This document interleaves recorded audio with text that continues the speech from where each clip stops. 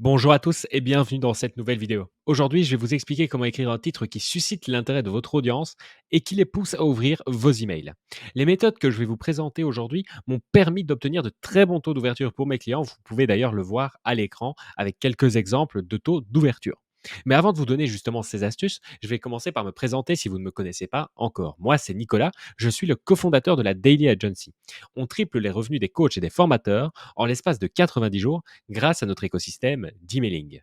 D'ailleurs, si vous êtes coach ou formateur et que vous vous posez des questions sur votre positionnement, sur votre stratégie d'emailing ou sur comment monétiser convenablement votre audience, vous pouvez prendre rendez-vous directement avec moi en cliquant sur le lien qui se trouve en description. C'est un appel de consulting qui est 100% offert dans lequel je vais vous apporter un maximum de valeur gratuitement. Donc, n'hésitez pas. Si vous êtes prêts, on va tout de suite rentrer dans le vif du sujet. Il faut savoir qu'écrire un bon titre d'email et écrire un bon titre de page de vente, ça n'a rien à voir.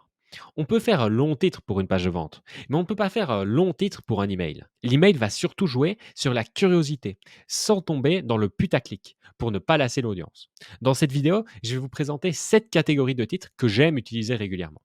La première méthode, c'est la curiosité. Vous allez voir que dans toutes les méthodes, j'utilise un peu de curiosité. Mais ici, la curiosité est tout simplement le seul élément qui va te donner envie d'ouvrir l'email. Voici quelques exemples. Je les ai ratés. Bon courage, prénom.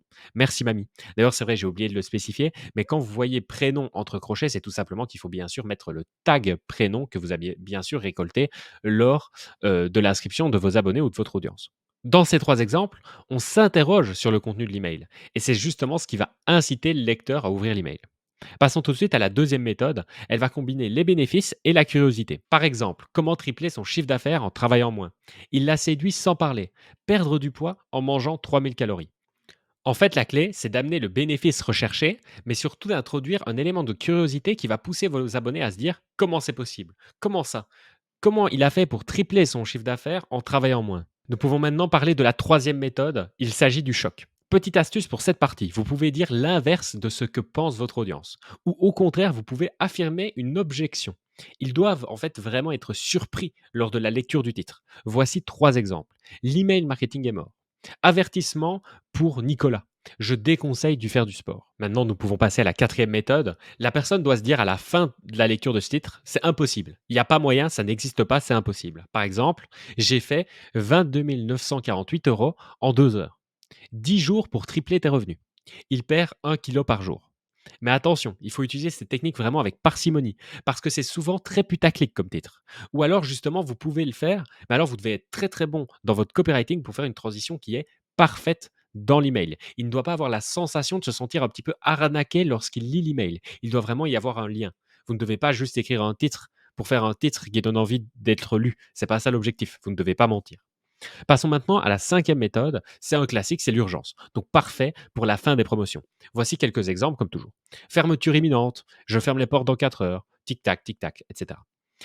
La sixième méthode que j'ai appelée le drame. L'idée, c'est vraiment de se mettre à la place de votre audience et de comprendre quel drame aurait-il pu lui arriver. Autour du problème que vous résolvez grâce à votre formation, bien sûr, c'est l'objectif. Voici quelques exemples. Il m'a insulté.